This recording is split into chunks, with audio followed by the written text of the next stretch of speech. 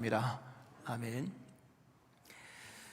삼손의 이야기를 우리 계속 보고 있는데요. 오늘 본문의 말씀은 이런 내용입니다. 삼손이 단지파인데요. 단지파가 분배받은 땅은 유다 지파의 땅과 좀 이렇게 겹쳐지는 부분이 있습니다. 그 부분이 남쪽에 있는 해안 평야 블레셋 거주 지역이거든요.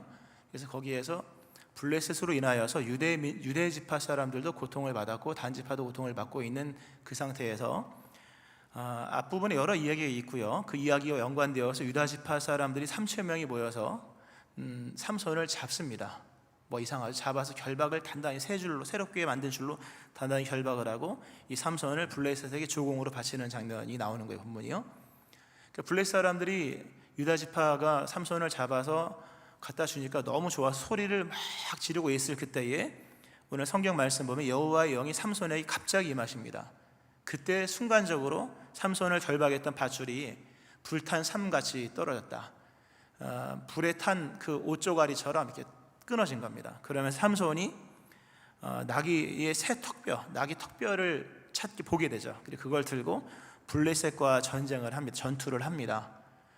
큰 전투였고 삼손이 나귀 턱뼈로 1,000명을 죽이는 내용이 오늘 본문에 나옵니다. 1,000명을 막 무더기도무더기 쌓아놓고 노래를 부르죠. 그리고 나서 삼손에게 갈증이 찾아옵니다. 탈수가 온 거죠. 그 탈수로 인해 죽게 된 상황 속에 놓여 있을 때 삼손이 심히 목이 말라 하나님께 부르짖어 간구합니다. 내가 지금 큰 싸움에서 이겼으나 목이 말라 지금 죽게 생겼습니다. 하나님이 들으시고 샘물을 터뜨리셔서 삼손이 그 샘물을 마시고 정신이 듭니다. 그리고 이 샘물은 에나꼴에 부르짖는 자의 샘물이다 하는 내용이 본문의 말씀입니다. 우리가 삼손을 보면서요, 그런 상상 아마 많이 해보았을 겁니다. 어렸을 때 특히 많이 했는데, 야, 나도 삼손처럼 힘이 세면 얼마나 좋을까. 삼손 힘이 어마어마했잖아요. 그가 힘으로 진 적은 없거든요. 나중에 하여튼 얘기 보면 성벽에 갇혀 있을 때 성 문짝을 뜯어서 산꼭대기까지 올라가서 집어 던지는 그런 장면도 나오고요. 오늘 본문에도 보면 턱뼈로 1,000명을 무찌르는 이런 얘기를 보면서, 야, 나도 삼손처럼 힘이 세면 얼마나 좋을까. 오늘 보면 삼손이 나귀 턱뼈 하나를 가지고 블레셋 사람 1,000명을 물리칩니다. 당시 블레셋은 철기 문명입니다. 철기 문명, 해양 족속이기 때문에 문명이 앞섰고 철기 문명을 가진 이 무장한 군인들을 삼손이 구석기 시대처럼 동물 뼈를 가지고 이긴 거예요. 이걸 보면서 야, 대단하다. 역시 힘이 있으면 모든 것이 무기가 되는구나.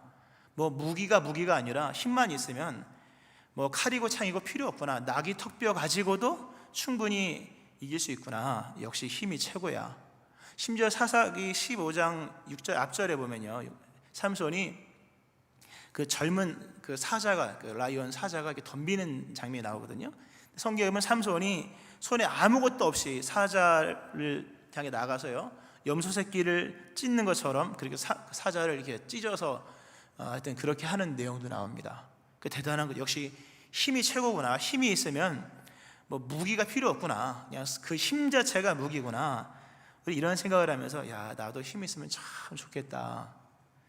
오늘날에는 이런 힘이 아니라 돈으로 얘기하냐. 나도 참 돈 있으면 좋겠다. 이런 생각을 합니다. 이거 착각이죠. 우린 힘만 있으면 뭘 다 할 수 있다고 생각하는 거예요. 이런 절대적인 어떤 누구도 경쟁할 수 없는 그 무언가의 힘만 가지고 있으면 모든 걸 다 할 수 있다고 생각을 합니다. 그래서 오늘날의 수많은 사람들이 힘을 얻기 위하여 또는 돈을 얻기 위하여 힘 되는 그 무언가를 얻기 위하여 여러 가지 애를 쓰며 살아가는데 과연 힘으로 다 되는 걸까? 이 반문을 우리에게 던져주는 거죠. 우리가 삼손의 이 말씀을 한 달 동안 볼 겁니다. 지난주도 이번 주도 다음 주도 계속 이제 4주 5주 볼 텐데, 우린 삼손의 이야기를 볼 때 너무 힘 중심의 이야기를 읽어요. 사람이 자기 읽고 싶은 대로 읽거든요. 근데 성경은 우리에게 그렇게 읽으라고 말하지 않고요, 성경이 기록한 대로 좀 읽으라고 얘기를 합니다. 삼손의 이야기를 볼 때 우리는 단순히 힘겨루기 싸움으로 생각을 하는 거예요. 힘겨루기. 오늘 삼손이 힘이 세서 이렇게 이겼다. 힘으로써 모든 일들을 했던 것으로 여겨지지만 삼손의 이야기는 단순히 힘겨루기 싸움이 아닙니다. 오늘 14절에 정확히 나오죠. 여호와의 영이 삼손에게 갑자기 임함에 그의 팔 위에 밧줄이 불탄 삼과 같이 그의 결박되었던 손에서 떨어진지라. 이게 힘의 이야기인가 아니면 영의 이야기인가? 밧줄을 힘으로 끄는 건가 아니면 영으로 끄는 건가? 우리는 삼손의 이야기를 힘 주도적으로 이야기를 풀어갑니다. 힘이 셌기 때문에 이렇게 하지만 성경은 절대로 그렇게 풀어가지 않아요. 삼손의 이야기는 힘의 이야기인 것 같으나 영의 이야기인 거예요. 밧줄을 끊었던 것은 힘이 있었기 때문이 아니라 하나님의 영이 그 위에 갑자기 임하셨기 때문에 끊을 수 있었다 얘기를 하는 거죠. 그리고 이 싸움도 마찬가지예요. 삼손이요 싸움을 하는데 중요한 교훈이 있어요. 하나님이 주도하신 싸움에서만 승리합니다. 우리는 복수전을 생각할 때가 많거든요. 원한 복수, 이를 갈면서. 근데 복수전에서 이기는 사람 아무도 없습니다. 복수는 승리가 오지 않아요. 하나님이 주도하신 싸움 안에서만 인생은 승리가 되어지는 거예요. 하나님이 시작하신 일들, 그리스도 예수께서 우리에게 사명으로 맡기신 일들, 구하라신 그 영역 안에서만 승리가 주어지는 거지, 힘세다고 깡패처럼 아무데나 가서 한 게 아니라는 것을 아셔야 됩니다. 삼손의 모든 싸움은 하나님이 주도하신 싸움 안에서 승리가 되어지는 거예요. 그러니까 우리가 삼손의 이야기를 너무 이 힘의 중요성으로만 읽으면 이게 안 믿는 사람과 뭔 차이가 있겠습니까? 힘의 중요성으로 읽을 것이 아닌 거예요. 이건 영의 중요성으로 읽어야 될 내용인 거예요. 그러니까 이 삼손 이야기를 가지고 그래 운동해야지 이런 얘기를 한다면 이건 빗나가도 한참 빗나가는 거예요. 우리는 그래 삼손이 다른 사람보다 힘이 셌기 때문에 쓰임 받았다 이렇게 생각을 하죠. 힘이 셌기 때문에 쓰임 받았어. 성경 그렇게 얘기하잖아요. 삼손이 다른 사람보다 하나님 앞에 귀하게 쓰일 수 있었던 것은 힘이 셌기 때문이 아니라 영이 달랐다는 거예요. 영이 달랐다. 다른 사람들에게는 없는 게 삼손에게 있는데 그것은 힘이 아니었다는 거예요. 여러분 힘이라는 것은 만들 수 있잖아요. 삼손이 아무리 힘이 세도 5,000명, 6,000명 달려들면 삼손 못 이기겠습니까? 힘은 모을 수 있잖아요. 힘센 사람 내가 못 이겨도 한 10명 데려가면 이기는 것처럼 힘은 그렇게 큰 경쟁력이 되는 게 아니에요. 특히 하나님 앞에서는 그렇게 큰 의미가 없어요. 삼손이 이렇게 하나님 앞에 사사로서 오늘 20년 쓰임 받았다 이렇게 나오는데요. 쓰임 받을 수 있었던 것은 그가 다른 사람들과 힘의 차이가 아니라 영의 차이였다. 삼손에게는 하나님의 영이 임했다고 나옵니다. 지금은 우리가 성령 강림절 이후의 시대를 살고 있기 때문에 우리 안에 성령이 계시죠. 그러나 이 구약은요, 성령은 특별한 사람에게 임하는 하나님의 영이었습니다. 왕, 제사장, 선지자 아니면 사사처럼 특별히 부름받은 사람에게만 임하는 영이 성령이었고 모두에게 동일하게 임하는 건 그 시대는 아직 아니었습니다. 그러니까 삼손에게 영이 있었다는 거죠. 이 영적인 차이가 결과의 차이를 만든 거지 힘의 차이가 결과의 차이를 만든 게 아니라는 거예요. 성경이 자꾸 다시 제대로 읽어야 됩니다. 물론 제대로 읽겠지만 이 당시에 보면요, 이 본문의 위에 보면 유다 사람 3,000명이 나옵니다. 유다 지파 사람 3,000명이 있는데요, 하나님이 그들을 쓰지 않아요. 그들은 하나님의 영이 없는 사람이에요. 그 성경에 보면 삼손이 맨날 혼자 싸우잖아요. 왜 혼자 싸울까? 그 시대는 기도하지 않는 사람들이에요. 우리가 지난 시간에 봤죠. 블레셋에게 40년 압제를 받으면서도 기도하지 않았다. 그러니까 기도하지 않는 사람들은요, 이 사사기를 보면 이런 게 있습니다. 사사가 등장했을 때 그 지파가 따르든 아니면 그 지역 사람들이 따르든 아니면 국가적으로 따르든 따라요. 근데 그것이 가능했던 것은 부르짖어서 얻은 구원자인 경우에 카리스마가 인정이 되어서 따라가는 거예요. 근데 이때는 누구도 기도하지 않았어요. 그러니까 기도하지 않은 상황에서 하나님이 구원자 이 삼손을 등장시켰을 때 사람들은 이 삼손을 인정하지 않아요. 그래서 삼손 늘 혼자 싸웠습니다. 유다 지파 사람들이 있었으나 하나님이 그들을 쓰지 않았어요. 왜? 영이 달라요. 영이 하나님의 성령이 없는 거예요. 단지파도 마찬가지예요. 삼손이 단지파잖아요. 단지파인데 사실 배경은 이런 배경이 있습니다. 여호수아서를 보면 이제 그 분배하는 땅 분배가 나오거든요.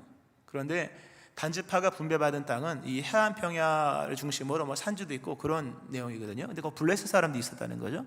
블레셋 사람들이 워낙 드세고 끝까지 하여튼 이렇게 반항하는 족속이고 워낙 기술도 좋고 결국 단지파 사람들이 우리 더 이상 분배받은 땅이고 뭐고 못 살겠다. 그러니까 북쪽으로 이주하잖아요. 계속 이 분배받은 땅을 버리고 북쪽으로 이주하는 내용이 이미 사사기 부분 나오거든요. 여호수아 시대부터 이미 시작된 거예요. 그러니까 지금 단지파가 남아있지만 소수만 남아있고 이미 머리 좋은 사람들은 다 위쪽으로 한 거예요. 그러니까 써먹을 사람이 없는 거예요. 그 사람들은 분배고 영적인 의미가 없는 사람인 거예요. 근데 삼손은 하나님의 영이 임한 사람이었다는 거죠. 이 너무나 중요한 얘기입니다. 힘의 차이가 아니라 영의 차이로 결과의 차이를 만들었다. 다른 결과를 만들고 싶거든 영적 차이를 만드셔야 돼요. 다른 결과를 탁월 좋아하잖아요. 탁월함, 요즘 얘기 많이 해요. 탁월함, 특별함, 아니면 차별, 또는 우리 영적으로 성별됨, 이런 다른 차이를 만들기를 원하면요, 영의 차이를 만드셔야 돼요. 그러니까 삼손의 이야기는 힘의 중요성을 강조하는 게 아니라 영의 중요성을 강조한다는 것을 보셔야 되는 거예요. 더 나아가서 오늘 나귀 턱뼈로 1000명을 무찌르죠. 우리가 그런 생각을 합니다. 이 얘기가 나귀 턱뼈로 이겼구나, 이 얘기가 아닌 거예요. 오히려 하나님의 영이 임하시면 나귀 턱뼈로도 충분하다, 이 얘기예요. 이게 나귀 턱뼈로 뭘 이기겠습니까? 그걸로 뭘 하겠습니까? 그런데 하나님의 영이 임하시면 나귀 턱뼈처럼 부실한 것이라 할지라도 하나님이 도우시면 그 아무것도 아닌 것을 가지고도 대적을 물리칠 수 있는 도구가 될 수 있다. 다윗은 골리앗을 돌멩이로 이겼죠. 모세는 지팡이로 애굽을 이겼습니다. 여호수아는 양각 나팔을 가지고 불면서 여리고성을 공성전 한 번 없이 무너뜨리게 했다는 거예요. 우리가 생각하는 세상의 무기가 아니라는 것을 성경은 강력하게 말해줍니다. 턱뼈로 이겼다가 아닌 거예요. 턱뼈 아무것도 아니지만 하나님의 영이 임하시면 승리를 만들기에 충분한 무기가 될 수 있다는 거예요. 그러므로 우리 안에는 이미 충분한 거예요. 믿음만 있으면 여러분의 삶에 있는 모든 것은 다 능히 대적을 이길 수 있을 만큼의 능력의 도구가 되는 거예요. 성경은 말씀하죠. 세상을 이기는 승리는 이것이니 우리의 믿음이니라. 할렐루야. 믿음의 문제, 영의 문제이지 무기의 문제가 아니라는 거예요. 이런 영적인 의미가 본문 속에 다가오는 거예요. 근데 우리는 이 삼손의 이야기뿐만 아니라 대부분의 이야기를 돈 아니면 힘으로 얘기하고 합니다. 그러나 깊이 생각을 해야 됩니다. 오늘 삼손이 보여준 이 장면을 보세요. 삼손이 나귀 턱뼈를 이겼죠? 큰 승리를 거두었습니다. 우리도 큰 승리를 거두고 싶죠. 다 이기고 싶어요. 다. 하여튼 뭘 이기고 싶어 하는데, 우리가 이걸 알아야 됩니다. 힘으로 승리를 얻을 수 있으나 힘으로 얻은 승리에는요, 이게 모순이 발생을 합니다. 승리에는 모순을 불러온다는 것을 아셔야 돼요. 삼손이 이겼습니다. 엄청나게 이겼어. 나귀 턱뼈 하나로 혼자서 1000명 이겼으면 이 정도면 대단한 거죠. 그러나 이 싸움이 끝나고 나서 삼손의 몸은 탈진됩니다. 몸에 있는 물이 다 빠져나간 거예요. 승리는 했으나 승리의 과정 속에서 그의 몸에 있는 물이 다 빠져나가므로 피를 이루는 물, 피보다 더 중요한 물일 수 있는 하여튼 그 물이 빠져나감으로 인해서 승리의 모순에 봉착을 하게 되는 거다라는 거죠. 세상의 승리는 모순을 불러옵니다. 그러니까 힘만으로는 세상의 모든 걸 다 해결할 수 없다는 걸 아셔야 돼요. 돈으로 모든 걸 해결할 수 있는 것 같지만 돈으로 어느 정도는 해결하겠죠. 웬만한 거 돈으로 다 되는 거니까요. 그러나 돈의 승리는 모순을 극복하지 못합니다. 돈 많은 사람들을 보세요. 이면이 어떠한가. 물론 좋은 분도 있겠습니다만 세상에 지금 나타나는 이런 현상과 현대인들의 고민과 어떤 현대인들이 괴로워하는 것들은요, 승리가 없기 때문이 아니라 모순 때문에 힘들어하는 거예요. 승리가 만들어낸 모순을 해결하지 못했다는 거죠. 인간은 무기만 가지고 할 수 있는 존재가 아니라는 거예요. 무기만 가지고 승리한다고만 사는 게 아닌 거예요. 인간은 물도 마셔야 되고 기타 이외의 것들이 많이 필요한 거예요. 승리의 모순, 승리는 또 다른 갈증을 동반한다고 하는 거죠. 오늘 이 삼손이 보여준 이 장면을 보세요. 나귀 턱뼈를 처음엔 성령 안에서 그걸 발견하죠. 발견하고 막 싸워서 이깁니다. 이기고 난 다음에 어느 순간은 나귀 턱뼈를 던져요. 성경에 나옵니다. 나귀 턱뼈를 던져버립니다. 나귀 턱뼈를 들 때가 있는가 하면 나귀 턱뼈를 버릴 때가 있는 거예요. 삼손이 힘으로 해결하지 못할 문제를 당면했을 때 삼손은 깨닫습니다. 더 이상 턱뼈는 필요 없다. 지금 이 문제는 힘으로 해결할 수 있는 문제가 아니라는 것을 알고요, 힘으로 시도하지 않고 또는 자신의 그 무언가로 시도하지 않습니다. 그리고 턱뼈를 내던지고 기도를 합니다. 하나님께 기도를 해요. 하나님께서 내게 은총 베푸셔서 주의 능력으로 심히 큰 구원을 이루었으나 이제 내가 목이 말라 죽어서 할례 받지 못한 자들의 손에 떨어지겠나이다 하면서 하나님께 기도를 합니다. 참 중요한 얘기예요. 손에 든 나귀 턱뼈를 내려놓고 하나님을 향해 고개를 들고 하나님을 향해 기도를 했을 때 승리의 모순이 불러온 문제가 해결되었다 하는 거예요. 승리의 모순은 다른 것으로 극복되지 않습니다. 우리가 열심히 돈 벌고 좋습니다만 그게 다가 아니라는 것만큼은 아셔야 됩니다. 언젠가는 턱뼈를 내려놔야 되고, 언젠가는 나의 지식을 내려놓아야 되고, 언젠가는 나의 이력 내려놓으셔야 돼요. 이력서는 써먹을 때가 있을 때가 있고 없을 때가 있는 거예요. 나귀 턱뼈를 내버리고 이 삼손이 참 믿음의 사람이에요. 이 상황에 두 번째 내게 다가온 위험의 상황은 이건 기도의 영역이다. 이건 힘의 영역이 아니라 기도의 영역이다. 그러므로 힘에 관한 모든 것을 버리고 기도의 모습으로 바꿉니다. 하나님께 기도했을 때 하나님께서 그에게 응답하셔서 물을 터뜨리시고 물을 마시고 정신이 드디어 들죠. 완전한 승리가 주어지는 거죠.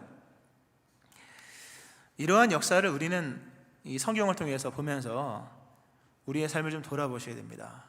다 승리하기 위하여 승리의 시점도 찾지 못하고 살아가는데요. 오늘 본문을 보면 이제 한번 좀 다시 좀 심도 있게 보는데요. 삼손이 나귀 턱뼈를 어느 순간 던집니다. 내려놔요. 그리고 나서 목마름의 문제를 해결하기 위해서 나갑니다. 한번 여러분 생각해 보세요. 삼손이 목마름의 문제가 어느 순간부터 있었겠죠. 그러나 그렇다고 목마름의 문제가 있었지만 처음부터 갑자기 시작한 건 아니잖아요. 싸움을 싸우면서 목이 마르기 시작한 건데, 그때 목이 마르다고 해서 싸움을 중지하고 우물을 팔 수 있거나 그런 건 아니지 않습니까? 삼손이 보여준 장면이 우리의 신앙의 모습 속에서 참 여러 가지 교훈이 되는데요. 블레셋 군인들과의 싸움 때문에 어쩔 수 없이 당분간 목마름의 문제를 뒤로 미룰 수밖에 없었어요. 인생은 그러한 일이 많습니다. 중대하지만 시급의 문제 또는 설명할 수 없는 그 문제 때문에 중요하지만 우선상에서 밀리는 일들이 뭐가 많아요. 지금 삼손이 블레셋 군사가 쳐들어오는데 지금 물 마시게 생겼습니까? 일단은 블레셋을 물리쳐야 되죠. 그러니까 목마름을 감안하고 열심을 다해서 정말 힘을 다해서 혼자서 1000명을 물리쳤거든요. 그리고 목마름의 문제는 뒤로 미룬 거죠. 근데 나중에 미루었던 목마름의 문제가 시간이 지나니까 제대로 찾아왔다는 거예요. 블레셋을 이겼어야 했지만 나중에는 목마름으로 죽게 될 상황에 왔다는 거예요. 우리는 삶을 살면서 여러 가지 문제를 뒤로 미룹니다. 또 미뤄도 되는 게 의외로 많아요. 살다 보면 공부할 때도 100점 맞고 졸업하는 거 아니잖아요. 60점 맞아도 졸업하는 거니까 미루는 것들 나중에 졸업하니까 졸업장과 함께 끝나더라고요. 안 따라오는 문제도 많아요. 미뤄도 되는 문제들이 많습니다. 의외로 미루고 끝나버리는 것도 많고 시간이 해결되는 것도 많지만 어떤 문제는 우리에게 많은 걸 양보해 주는 것 같아요. 그래 먼저 그거부터 해라. 그런 문제 중에 어떤 문제는요 미룰 수 없는 문제들이 있는 거예요. 나중에 그 문제가요 복병처럼 다가와서 주권 행사를 할 때가 있다는 거죠. 인생을 살면서 중요한 게 많으니까 많이 미루잖아요. 많이. 지금은 아파트 원리금도 갚아야 되니까, 지금은 애들도 키워야 되니까, 지금은 직장 취직도 해야 되니까, 결혼도 준비해야 되고 노년도 준비해야 되고 많이 미뤄요. 좋습니다. 그러나 미룰 수 없는 그 문제가 있다는 것만큼은 아셔야 돼요. 그 문제는 미루어지는 것은 가능하지만 부인될 수 없는 문제라고 하는 거예요. 목마름의 문제가 블레셋과의 싸움의 문제보다 뒤로 미루는 것은 사실이고, 미뤄야지 어떻게 안 미룹니까? 그러나 목마름의 문제를 끝까지 미룰 수 있는 것은 아니었다고 하는 거예요. 우리의 삶에 미룰 수 없는 문제, 믿음의 문제입니다. 믿음의 문제는 충분히 미뤄져요. 오늘 바쁘니까 교회 가지 말아야지. 가능하죠. 오늘 바쁘니까 기도하지 말아야지. 말아야지가 아니라 못하는 거죠. 정확히 말하면 성경 읽어야 되는데 할 게 너무 많아요. 그러니까 자꾸 뒤로 미루지만 나중에 미루어지지 않는다는 걸 아셔야 됩니다. 미루어지지 않는 문제가 분명히 존재하고 그 미루어지지 않는 문제는 나중에 우리의 삶에 큰 문제를 불러온다는 거예요. 오늘 이 본문을 문제로 지금 설명을 했습니다만 느낌으로도 설명하면 참 재미있게 와닿아요. 깊이 있게 와닿습니다. 오늘 본문의 느낌, 감정적인 부분으로 오늘 본문을 보면 두 가지 완전 대조되는 느낌이 그 감정이 나옵니다. 하나는 삼손이 노래를 부르잖아요. 삼손의 기분이 엄청 났을 거예요. 우리가 게임을 해도 저는 게임을 안 합니다. 또 좋아하지도 않고요. 그러나 이 게임에서 이 적을 물리치는 그 뭔가 있잖아요. 쾌감 같은 게 있잖아요. 근데 실전에서 죽음을 담보하는 싸움이잖아요. 이게요. 단순히 승패를 결정짓는 싸움이 아니라 죽느냐 사느냐의 죽음을 담보하는 싸움에서 낙이 턱뼈 하나를 가지고 한 명, 두 명을 쳐 물리치며 나갈 때 내 생명을 찾는 기쁨이잖아요. 내가 물리치지 못하면 내가 죽는 거니까 생명을 찾는 기쁨으로 얼마나 기뻤던지 삼손이 이 전쟁을 끝마치고 나서 노래를 불러요. 어설픈 노래긴 합니다만 내가 턱뼈로 무더기 쌓았다, 참 이상한 노래긴 합니다만 노래가 나오는 거예요. 본문에 보면 아주 기쁨의 노래가 나와요. 그러나 바로 이어서 탄식이 나옵니다. 내가 죽게 됐습니다 하면서 승리자의 절규가 나오는 거예요. 참 이게 모순이죠. 여러분, 기쁜 일이 기쁜 감정으로만 끝날 것 같습니까? 여러분, 오늘의 기쁨이 끝까지 기쁨으로 갈 것 같습니까? 아닌 것들이 있다는 거예요. 한 명, 두 명, 1000명을 죽였어 얼마나 기뻤겠습니까? 그러나 그 느낌은 잠시, 곧 이어서 다가오는 그 새로운 감정, 그 탄식과 죽음과 어떤 그런 느껴지는 그 체감과 공포 안에서 방금까지 노래 불렀던 그 기쁨의 노래는요, 다 삼켜진 바 되는 거예요. 너무나도 우리가 생각을 많이 해봐야 됩니다. 한번 생각해 보세요, 여러분. 삼손이 적들을 이기면서 처음에 기뻤죠. 그럼 어느 순간부터 이기면서 기쁨이 있지만 어느 순간부터 목이 마르다, 이런 느낌이 동시에 공존하는 거예요. 이 공존이 참 중요한 얘기입니다. 승리의 어떤 쾌감이 충만하면서 동시에 서서히 부인될 수 없는, 외면할 수 없는 공포 같은 게 찾아온다는 거죠.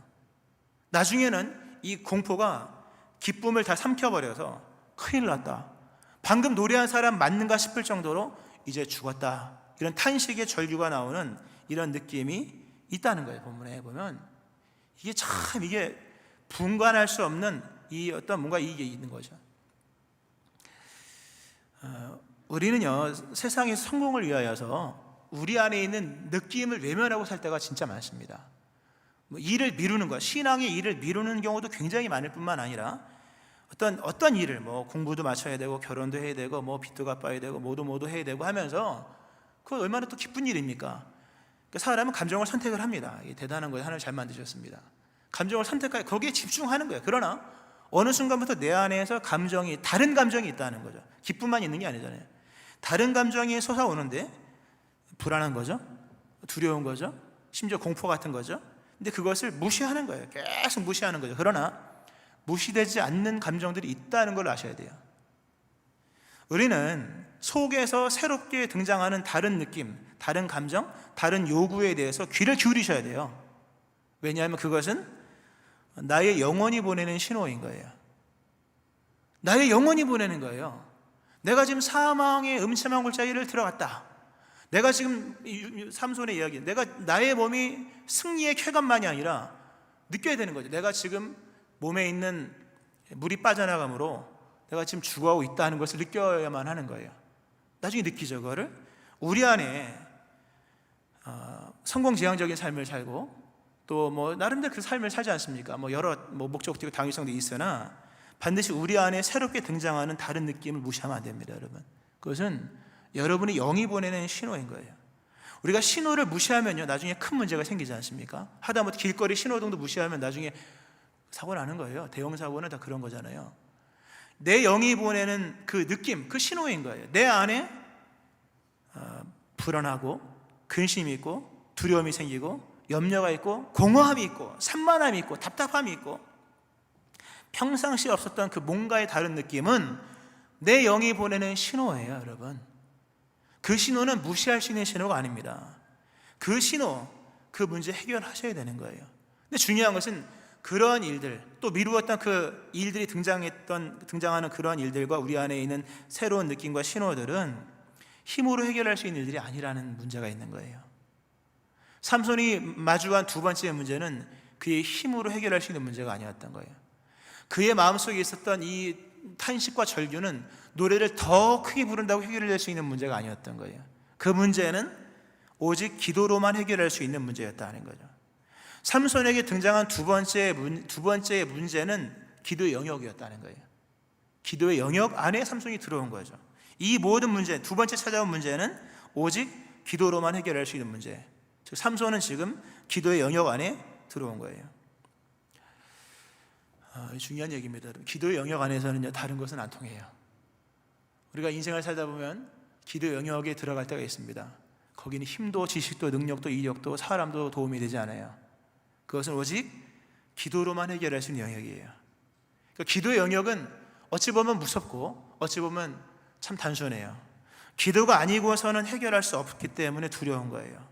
오늘 삼손이 힘이 세도 삼손도 기도해야 했다는 거예요. 참 중요한 교훈. 그렇게 힘이 센 삼손도 기도해야만 했다. 즉 기도로부터 자유로운 사람은 아무도 없다는 거예요. 믿으십니까? 기도로부터 자유한 사람 없는 거예요. 적어도 기도의 영역, 모든 매사의 기도이겠으나 그러나 때때로 하나님 우리의 기도의 영역을 주십니다. 이때는요, 기도 이외에 다른 것은 없는 거예요.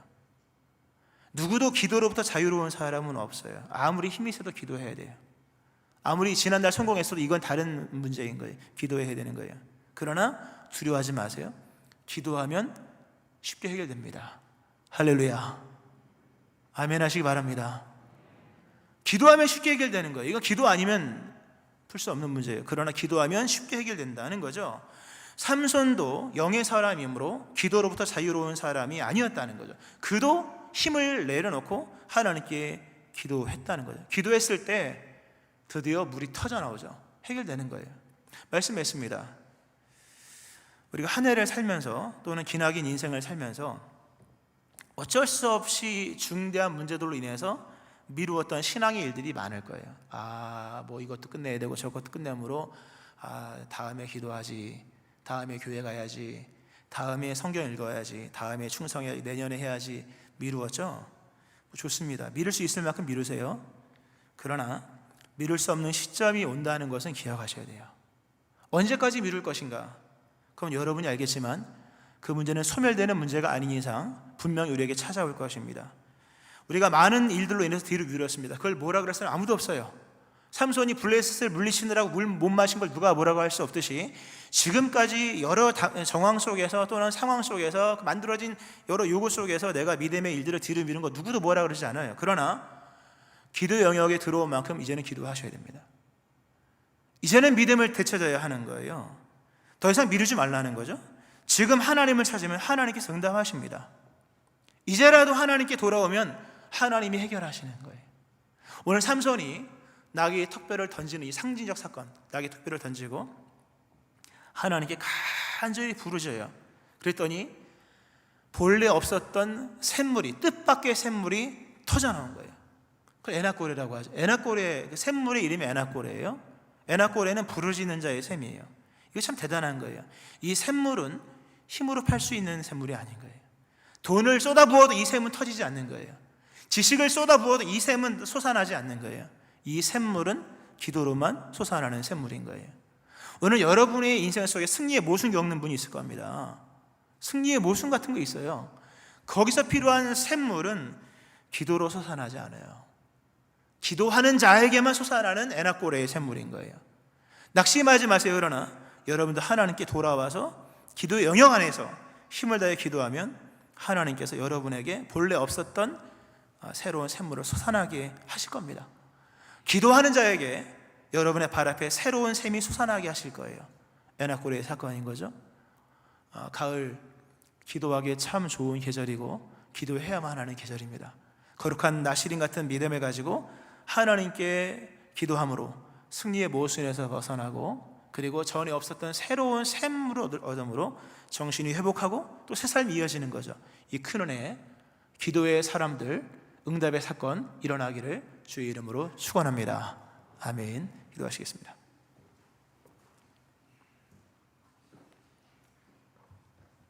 하나님 아버지, 참으로 미뤄왔습니다. 힘으로 다 되는 줄 알고 돈으로 다 된다고 여겼던 우리의 생각, 새로운 문제를 보게 되며 승리의 모순에 빠지게 됩니다. 하나님, 삼손 그도 기도해야 했던 것을 말씀하시는 아버지, 우리가 지금까지 미루었던 것을 책망하지 않으시는 주께 감사드리며 이제 우리를 기도 영역으로 이끌어 가시는 하나님, 이제 기도하는 주의 백성 되게 하여 주옵소서.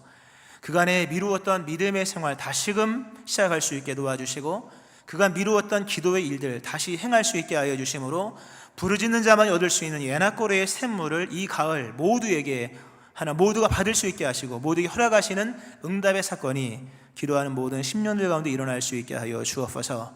감사드립니다. 예수님의 이름으로 기도합니다. 아멘.